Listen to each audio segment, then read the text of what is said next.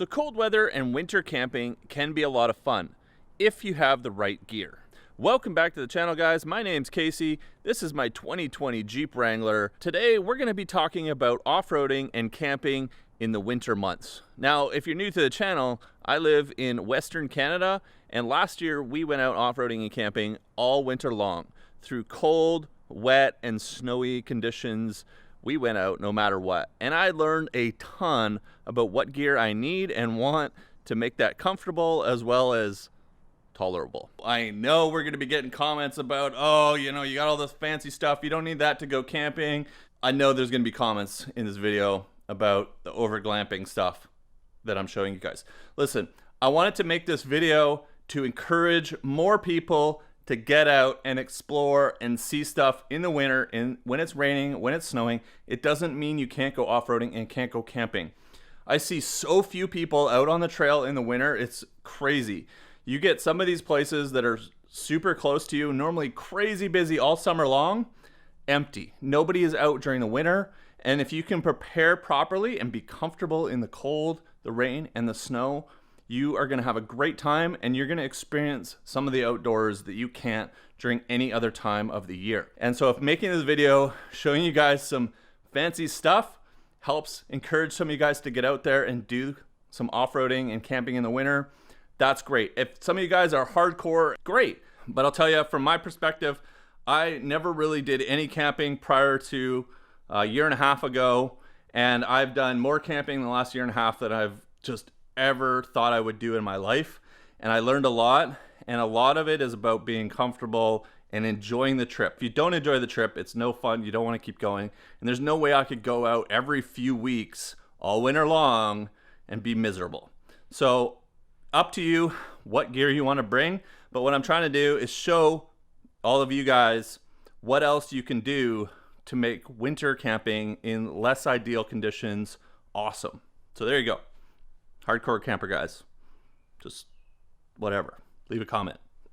So I've got a list here that I'm going to go through, and when I started thinking about this, it was each of these three scenarios, off-roading, camping, and sleeping, had some very unique equipment or gear that I use that I wanted to talk to you about. So nothing in this video is sponsored. However, I will try to put as many affiliate links down in the description if you guys want to check out any of this gear. Some of it I've had for quite a while, so I may not be able to find it, but I'll do my best to put as many of the items and list them out if you guys want to check them out. Let's take a walk around the garage and go through some of my gear. Okay, I think the first stop is going to be my gear bag.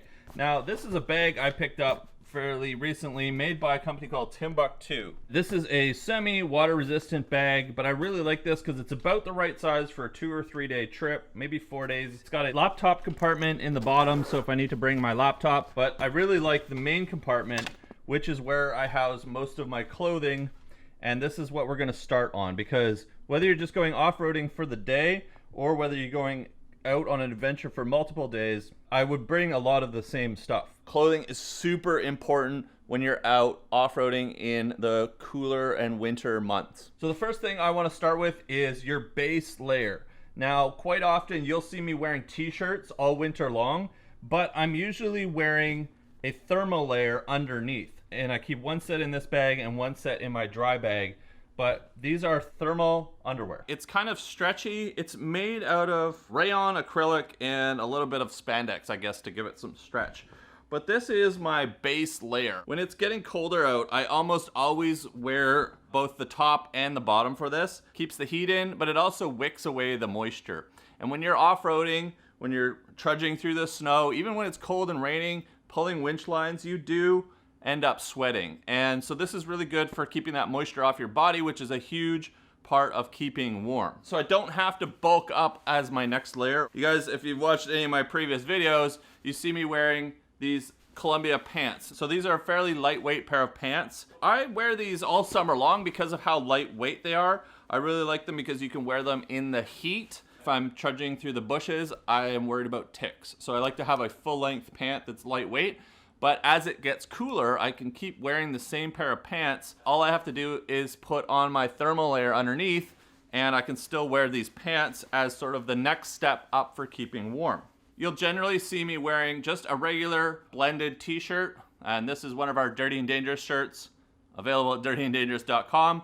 I like to wear a t-shirt over top of the long sleeve layer underneath. I think that's just a good combination for the right amount of warmth. You get a little bit of style with the Dirty and Dangerous shirts. Now what about when it gets really cold? Because we've got that thermal layer underneath and we've just got summer lightweight pants. I have another pair of pants that I wear when it starts to get really cold. And I like to keep my legs warm because if my legs stay warm and my upper torso stays warm, I'm generally fairly comfortable.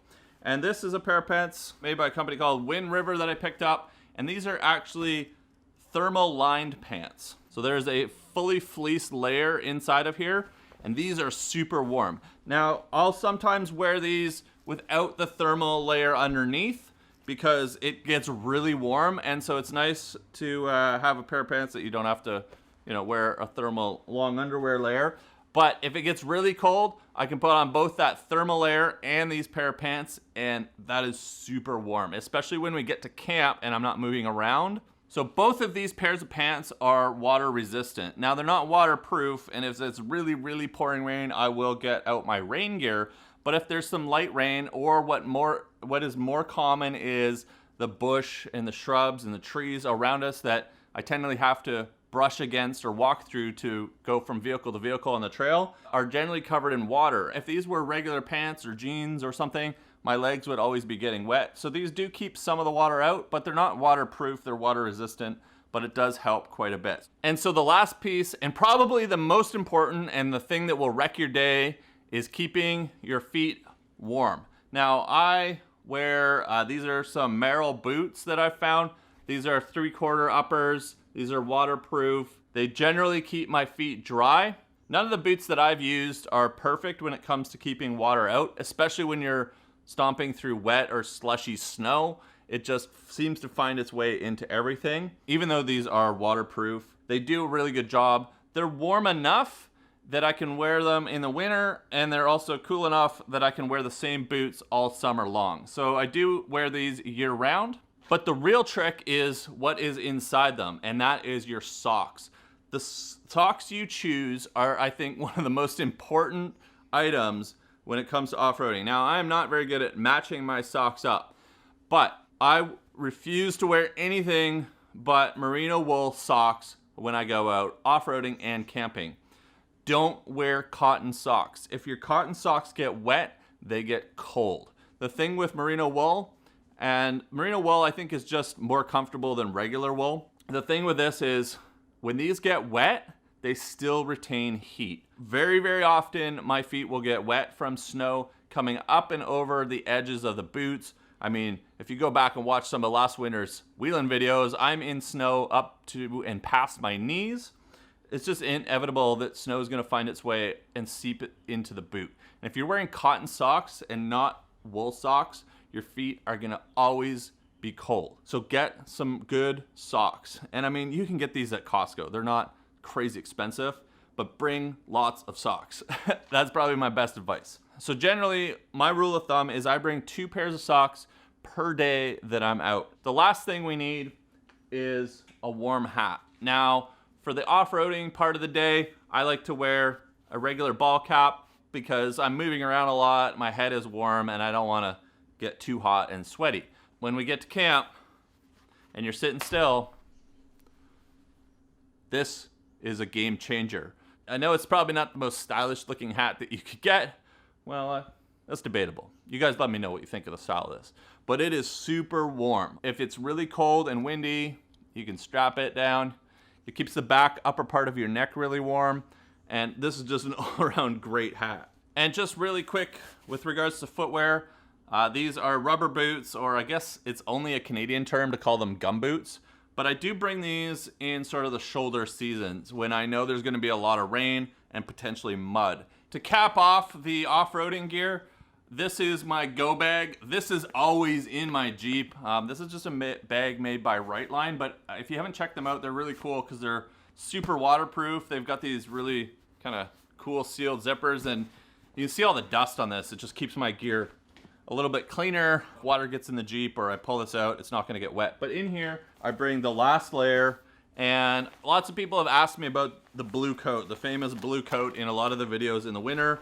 And I'm actually gonna be replacing this coat this year, but this is my rain gear. This is a waterproof jacket made by Wetskins. I bought this at Costco. I think it was like 50 bucks. Wasn't very expensive. And it also came with a pair of black pants, which when it's pouring rain, I'll throw these on over top of my water resistant pants. But I like the water resistant pants because it gets me through a lot of situations and I don't have to dig out the rain pant. I think whatever coating on it is starting to wear down, and it just wasn't quite enough for some of the really bad days that we had where it was just torrential rain all day and it started to leak through in some of the shoulders. But 90% of the time, this is all I needed. A good rain jacket is really, really key. So I'm gonna look around for something that is maybe a little bit more money and a little bit more, I don't know, I gotta look at like water ratings, water resistant ratings, but something that's got a little bit higher water resistant rating before it starts to get saturated and permeate through. So when it comes to layers, there's one more layer that I wanted to show you. Let me grab it out of the Jeep. In my upper rack, that's a JCR overhead rack, in case you're wondering, people ask me all the time, I keep a hoodie and a jacket. We've got a warmer hoodie that we could throw on, and obviously Dirty and Dangerous, because we like to rep the brand. Check it out, dirtyanddangerous.com. But as well, I keep one of these cheap jackets. I don't know what you call these jackets, but I pick these up at Costco all the time. The thing I like about it though is it's got a hood, and so I can put it over my neck, up over my head, keep me warm. And I keep one of these in my overhead rack if I get too cold, but generally I'm wearing a hoodie, and when we get to camp I'll throw one of these on. So you've spent the whole day off-roading and you've got to camp now. What are you gonna do to keep warm, stay comfortable, and enjoy the rest of the day and into the evening before you go to bed? So I've got some tips and I've got some gear we'll show you for this section. I've talked about most of the gear that I wear already, so you can just kind of swap out. It's important to have a second set of gear to wear when you're at camp, maybe something a little bit warmer. Maybe you need some water resistance, but you don't want to be wearing the same wet gear that you were wearing all day through the snow and rain, because it's likely there's some sort of moisture in it. And any moisture in your gear is going to just wick away the heat. It's going to make you cold. Change when you get to camp, but there's some other gear that we're going to look at to help to make things more comfortable and warm. When you get to camp, you're going to be spending a lot of time sitting around after you cook dinner, hanging out at the fire, and just having a good time with your friends. So having a good chair to sit on is super important. As well, you tend to get a lot of wind and cold air at your back. And if your back is cold and you're sitting towards the fire, you're still going to be cold. So this winter we're going to be trying out, and we've already used it on a couple trips. This is the Kuma Lazy Bear heated chair. Oh, there it is there. Heated chair. I showed you guys this in the last video, and we've been trying this out. So this is a bit of a, it takes up a lot of room in your rig. So there we go. Yes, this is heated. There's a little button to turn on. There's a little battery pack you can bring and plug into the USB port. It's more heated in the thigh area and not so much in the back and sort of where your butt is. It would be nice if it had a few more heating elements, but it does a really good job at keeping the wind off of you because the sides are thick, as well as there's no holes in them and there's no area in the back for the wind to get through. So when you're sitting at camp, and if you're in a really cold, windy night, you can kind of get down like this, and it cuts a lot of the wind that's actually hitting you, which is really nice and makes a huge difference in staying warm. You can throw the heat on, and that kind of keeps some of the blood flow in your upper legs warm, which does make a difference, but it's not super warm. So here's a tip for you guys. There you go. Bring a blanket. You don't have to spend the money on this chair. It's fairly expensive. You can still use a regular camping chair, but bring a nice blanket to throw over it to keep your back warm, to keep your sides warm. The nice thing about this blanket as well is it's also heated. Woo. You can just plug it into a 12-volt port and it heats up. It uses, I think, about 40 watts or so, so kind of gives you an idea depending on how big your battery is, which kind of segues us to the next part, portable batteries, guys. This is the thing I love I never knew I needed. And I've got two of them here. We've got the Jackery Explorer 1000, which I have from a video that I did for them over a year ago. I never even knew these things were a thing. I use this all the time now. It's crazy. And this is not sponsored by Jackery. other than they provided this one for a video a year ago, but this lives in my Jeep as well. Use the Dometic PLB40, which Dometic is a partner of the channel. So what I really like about the Dometic is just this seems a bit more portable. The handle pushes up and stows. This is a little easier to carry around camp. It's a little bit lighter. But what I'll use this for is on the front, we've got USB ports as well as a 2-pin, which you can use on their connectors for their fridges, and a standard 12-volt port, which, boom, we can plug this blanket in, turn it on, and keep our seat warm. And I'm gonna show you what else we use this for when we come to sleeping and hopping in the tent. Okay, one of the most important and challenging things to do in the winter is starting a fire. Now, this is my little hack, and you know, I'm sure some of you guys will agree or disagree, but I bring these 3-hour logs. Sean and I last winter started using these to get our fires started, and this makes a huge difference because these light easily, they're always dry, and it will help you get some of your wood that you found. If you haven't brought wood with you, it'll help get that wood started and drying out and lit. Now, I always bring my chainsaw so that I can cut up any deadfall. We've got an axe. I always keep an axe attached to the top of the Jeep so we can bust up any wood. So I do try to bring some dry wood with me, but it's not possible to bring enough wood for multiple nights. But I can bring one of those 3-hour logs for each night that we're out, and that will go a long way in getting whatever wood we find lit and started and going, so we have a nice campfire for the evening. All right, so you've got to camp, you're done off-roading, we've talked about seating, lighting a fire. Now, the other thing that is super important that I find when I get to camp is to get your boots off. So I like to bring a pair of runners. Sometimes I will bring, you know, depending, I will bring my previous boots that I use, but it's nice to have a second pair of footwear, especially if your daytime boots got really wet with snow or rain. So you can take them off, you can start drying them out, dry them out either with your heater in your vehicle or maybe next to the fire. But I like to get my boots drying out, put another set of footwear on for around camp. Do bring another pair of footwear because you want to dry your daytime boots out for the next day. But as well, you want to swap out those socks because those socks are probably going to be wet either from water or snow, or just from your feet perspiring all day long. You want to swap out, get some new fresh socks on when you're at camp, keep your feet warm. The last thing about setting up at camp is going to be getting some cover and staying dry and lighting. I don't really have a good way to show you guys these off because it's still a bit of a work in progress. A little sneak peek, we're going to be adding some additions onto the Adventure Rack system for Metal Cloak to allow for lighting and an awning. And I'm not sure I'm supposed to talk about these yet, but you're going to see them on the channel here soon anyways. And just a little sneak peek, we're going to be doing a whole set of lighting for the Jeep here somewhere in the very near future. We've partnered up with a company you guys I'm sure are familiar with, and we're going to be starting that project as soon as all of that gear arrives. So my point is, you want to have good lighting around your campsite.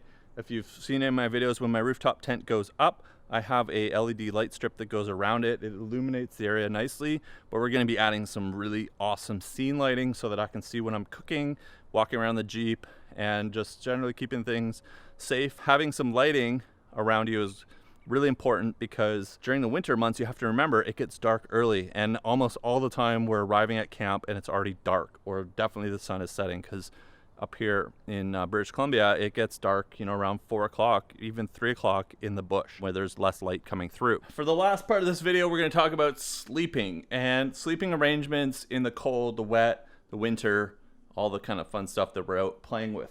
Now, sleeping bags. So I've been playing around with a couple different sleeping bags. Behind me, you can see this huge, huge sleeping bag. This thing is massive. This is a Browning -30 sleeping bag. I used this all winter. It was really warm, it's affordable, and you don't need anything else to stay warm. It does a good job, but it takes up a lot of room in your Jeep. So I've started bringing 2 sleeping bags with me, and I keep them in this overhead rack. I don't think I've showed you guys this, but it's just a netting cargo, like a cargo net that I've strapped to the roll bar, and I keep all my sleeping bags and pillows up here.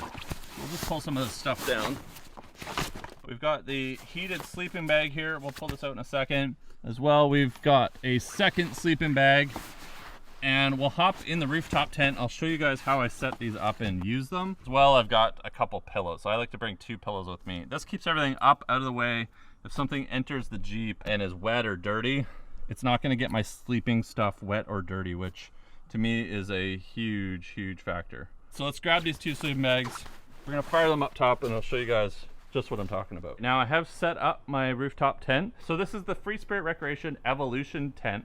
So it goes straight up and you get windows on all 4 sides. Now, one of the things that I really like about this rooftop tent is their tri-layer material that they use on all the walls, roof, and floor. And not only does this keep the light out, which isn't so much a problem in the winter, but it's nice in the summer and early mornings, but it's really thermally efficient compared to just a thin nylon wall. So we'll go up there and I'll show you guys, but the walls in this tent are really good for winter camping. You don't need to put a liner in it, and it's not thin material. It's thick tri-layer material, and it does a good job at keeping you just a little bit warmer than you would in a tent that doesn't have that feature. All right, let's get in. All right, so we are in the rooftop tent now, and as I mentioned, lighting is really essential because it's always dark. So I've just plugged in the LED light strip that comes with this tent into a little battery pack that I have, and that lights it really good in here. Here's just a quick look at the tri-layer fabric. There's like a weave. You can see it's thick. It's not just a thin layer. It's quite a thick layer, and that really helps insulate the tent through the winter. And I'm going to show you guys just how I open my windows to stay as warm as possible. But first, we've got the heated sleeping bag out. So this year we're going to be going with 2 sleeping bags. It makes it a little bit easier for packing. And we've got the Mantouli here, which you can plug in, and it's got heated spots throughout it, through your chest, through your lower body, as well as down by your feet. I've tried this a few times and it's worked really good. I really like this. But there's an on button here, there's a little pouch, and you just pull your USB cord out, and I bring the Dometic PLB40 up here into the Jeep with its USB ports on it. Now you could run this off a smaller battery pack. I would say at least 10,000 milliamps for a night. This uses about 12% of this PLB40 sleeping all night on high. And this does have 3 settings. So we can plug this in. There we go. And so you can press and hold. Boom. Hot, medium, cold. And I sleep with it on hot because it's going to be cold and you want to be warm. So this is what I'm using for a sleeping bag. Now I hate being bundled up in sleeping bags because I'm bigger. I'm 6'2", fairly wide, and I just find I don't get a good sleep if I'm locked in tight in a sleeping bag all night. So what I've been doing is I sleep with this unzipped like this. So only the bottom part is heated. There's no heating elements on the top. And this is where the other sleeping bag comes in. So we'll go to bed like this. I will pull this over top of me, but I won't zip it up because I want to be able to have that room, have my arms come out. But what's really nice is if you take a second sleeping bag and open it like a blanket and lay it over top of you, it keeps all of the drafts out, and down by your feet you get some extra coverage because I keep my feet zipped up and in the bag, as well as there's a heated element. I can actually feel it coming through the bag because it's on, but it keeps your feet warm, keeps the heat in, and then you get an extra layer over on top. So that's how I'm going to be sleeping in the cold weather this winter. Now there's one other thing that I wanted to talk to you about, and that's airflow, because you want to keep the moisture from your breath and just perspiring overnight. You want to keep that from condensating on the roof and the walls. I want to have a good amount of airflow and try to stay as warm as possible. Now what I found is anytime I open this window next to my head, I get cold. So if this window is open and there's cold air flowing through there, my head is cold, and that goes back to wearing that crazy floppy hat that I showed you guys earlier to keep my head warm, because there's cold air spilling across my head all night long. So I want to keep this side where my head is as warm as possible throughout the night so that I don't have to sleep in my sleeping bag or with a hat on. So what I do is I try to keep as much ventilation, I'll turn around, down this end and keep the air flowing as much as we can without it flowing and spilling over my head. So I keep the end triangle open, and then what I do is I open this side vent. We've got this vent down here, and then the side window I usually leave open like this. And if it's not as cold, I'll open it more because I'd rather not have moisture in my tent. But when it's really cold, you're gonna get condensation pretty much in anything. So I find keeping this window sort of cracked about the same as that window. Yeah, it doesn't provide a lot of airflow over down my head section, but it provides enough airflow, I found, to keep the condensation out. So generally that's how I'll sleep, and the airflow will go from the side out there. Now your feet do get a little bit colder, which is why we want to double up on our sleeping bags and keep our feet zipped. And now we've got the heated sleeping bag. It hasn't been a problem. My feet stay super warm. What's more important is keeping my head warm and keeping that draft off of my head. So I don't want any airflow coming through the rooftop tent near where my head is, or that's just gonna make you so much colder. So I really hope that by making this video, it helps encourage some of you guys to go do a bit more camping and off-roading in less ideal conditions, because you will have a great time if you're prepared properly for it. And that was the goal of this video, is to help you prepare. Let me know if you guys have any other tips or products I could check out that will help with my winter camping, winter off-roading. I'm always looking for new stuff to check out, try out, and then if I like it, I'll show you guys so you can benefit from it as well. So throw some comments down below. If you have any questions about any of the gear, let me know, but I will put as many links in the description as I can. And I'm heading out this weekend on another adventure, so make sure you're subscribed if you want to see that, and have a great week, and we'll see you guys in the next video.